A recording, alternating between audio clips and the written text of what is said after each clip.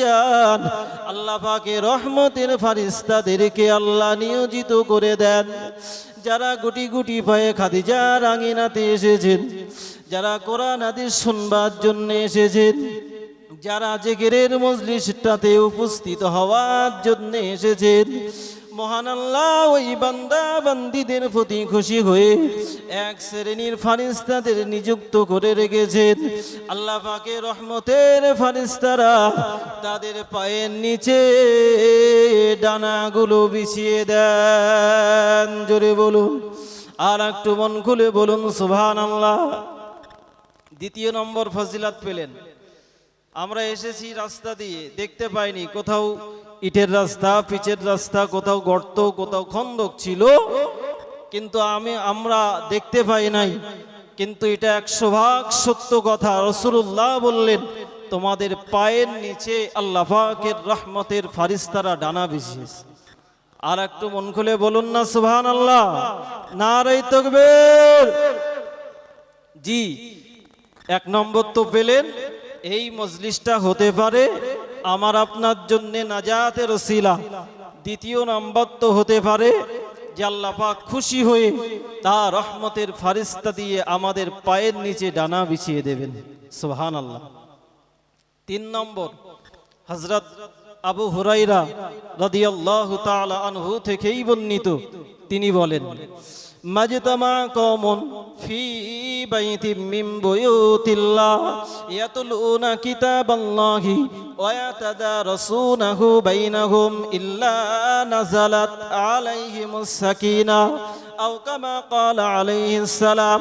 হযরত আবু হুরায়রা রাদিয়াল্লাহু তাআলা আনহু বর্ণনা দিলেন, প্যারা নবী মুহাম্মদুর রাসূলুল্লাহ সাল্লাল্লাহু আলাইহি ওয়াসাল্লাম জানিয়েছেন, পৃথিবীর কোন জায়গায়, পৃথিবীর কোন বাড়িতে, কোন ঘরে, কোন স্থানে আল্লাহ পাকের কোন বান্দা বান্দিরা যখন কোরআন হাদিস কেউ চর্চা করে, কোরআন হাদিস কেউ দার্স দেয়, দার্স তাদরিসের ব্যবস্থা করে দেয়, কেউ আলোচনা করে আর কেউ আলোচনাগুলো শুনতে থাকে, ও বাবাজিরা বাবা, হযরত আবু হুরায়রা বললেন, ইল্লা নাযালাত আলাইহিমুস সাকিনাহ। ওই কোরআন হাদিসের মজলিসে বসে বসে যারা কোরআন হাদিসগুলো শুনতে থাকে, আল্লাহ পাকের পক্ষ থেকে তাদের অন্তরে রূহানি শান্তি নসিব করে দেন। জোরে বলুন, আর একটু মন খুলে বলুন সুবহানাল্লাহ। ও বাবাজিরা ভাইরা, এখানেই তো শেষ নয়। হযরত আবু হুরায়রা প্রিয় নবী মুহাম্মদুর রাসূলুল্লাহ সাল্লাল্লাহু আলাইহি ওয়াসাল্লাম থেকে বর্ণনা দিয়ে আবার বলেন, ওয়া হাফাতহুমুল মালাইকা, ওয়া হাফাতহুমুল মালাইকা।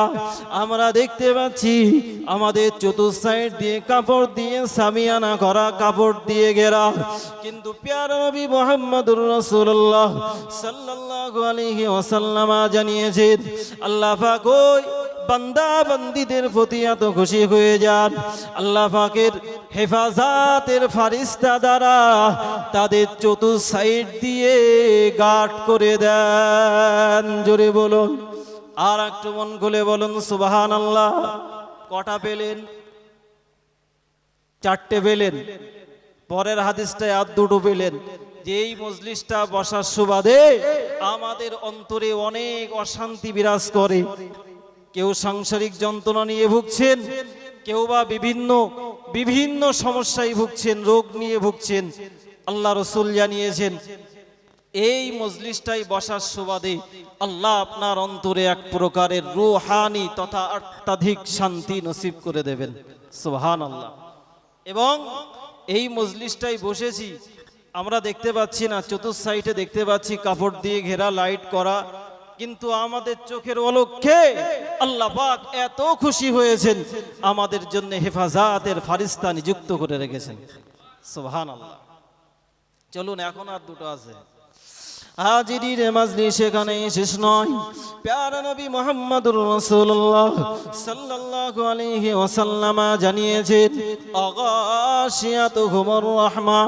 হে আমার উম্মতিরা, আল্লাহ পাক তোমাদের উপরে এত রাজি আর খুশি হয়ে যান, তোমরা যখন বসে বসে কোরআন আর হাদিসটা শুনতে থাকো, বোঝার চেষ্টা করতে থাকো, আল্লাহ পাক তোমাদের উপরে এত রাজি আর খুশি হয়ে যান। গাশিয়াতুহুমুর রাহমা, আল্লাহ পাক তোমাদের উপরে রহমতের ছামিয়ানা টাঙিয়ে দেন। জোরে বলুন, আর একটু মন খুলে বলুন। আমরা দেখতে পাচ্ছি মাথার উপরে কাপড়ের সামিয়ানা করা, কিন্তু আমরা দেখতে না পেলেও প্যারা নবী মুহাম্মদুর রাসূলুল্লাহ সাল্লাল্লাহু আলাইহি ওয়াসাল্লাম, যিনি সাদিকুল মাসদুক, তিনি সত্যবাদীদের সেরা সত্যবাদী, তিনি বলেছেন আল্লাহ পাক তোমাদের উপরে এত খুশি আর এত রাজি হয়ে গেছেন, আল্লাহ পাক তোমাদের উপরে আল্লাহর রহমতের ছামিয়ানা টাঙিয়ে দিয়েছেন। জোরে বলুন, কটা হলো? 5টা। চলুন এই হাদিসের শেষের অংশের যেটা বলা আছে সেটা শুনলে তো আরো আমাদের মজা লাগবে। যে উদ্দেশ্যে এসেছি সেই উদ্দেশ্য যেন আমাদেরকে রাসূল বললেন, আযাকারাহুমুল্লাহ ফি মান ইনদা, আল্লাহ পাকের কাছে মুকাররব ফেরেশতারা থাকেন, সম্মানীয় ফেরেশতারা থাকেন। আল্লাহ পাকের কাছে ফেরেশতা জিবরিল, মিকাইল সহ অন্যান্য মুকাররব ফেরেশতাদের আসন।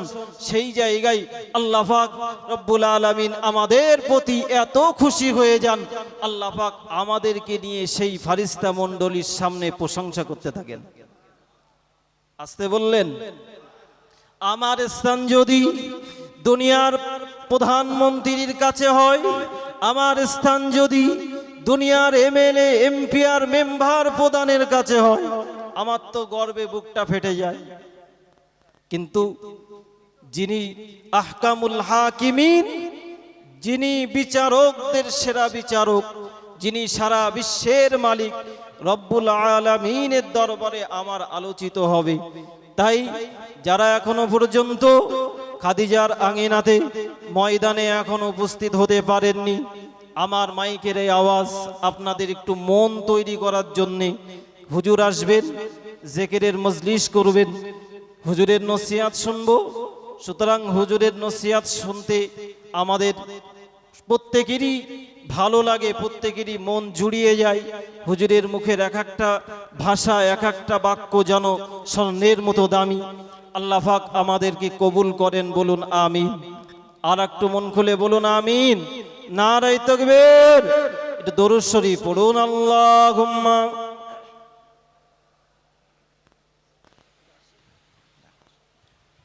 একটি ঘোষণা, আমরা খবর পাচ্ছি যে সমস্ত মহিলারা রাস্তায় বেপর্দা ঘোরাফেরা করছেন, তাদেরকে আমাদের কমিটির পক্ষ থেকে, আমাদের মাদ্রাসার পক্ষ থেকে একান্ত করজোড়ে বিনম্র নিবেদন, আপনাদের পায়ে ধরে বলছি আম্মাজানেরা, আপনারা পর্দার খেলাফ ঘুরবেন না, আপনারা ঘরের মধ্যে অবস্থান করুন। আপনারা জানেন যে জেলার বিভিন্ন স্থান থেকে, বিভিন্ন রাজ্যের বিভিন্ন স্থান থেকে অনেক মানুষ তারা আসছেন। দয়া করে আপনারা ঘরের মধ্যে অবস্থান করুন।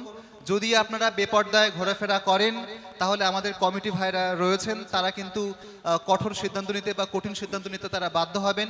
আমরা চাই না কোনো অনুবিপরীত ঘটনা ঘটুক। আপনাদের কাছে আমাদের আবারও নিবেদন, আপনারা ঘরের মধ্যে অবস্থান করুন। জি, তো আমি আপনাদের সামনে যে আলোচনা করছিলাম, শুধুমাত্র আমাদের এখানে বসার জন্য মনটা তৈরি হোক, মনটা যেন বিচলিত না হয়। আল্লাহ পাক আমাদের বসাকে কবুল করেন, বলুন আমিন। আর একটু মন খুলে বলুন না আল্লাহুম্মা আমিন। নারায়ে তাকবীর। মুফতি সাহেব হুজুর কেবলা, আল্লামা মুফতি আব্দুল কাইয়ুম সাহেব হুজুর কেবলা, মুর্শিদ সাহেব হুজুর কেবলা, নারায়ে তাকবীর। অল ইন্ডিয়া সুন্নাত ওয়াল জামাআত আঞ্জুমানে ওয়াইজিন, নারায়ে তাকবীর।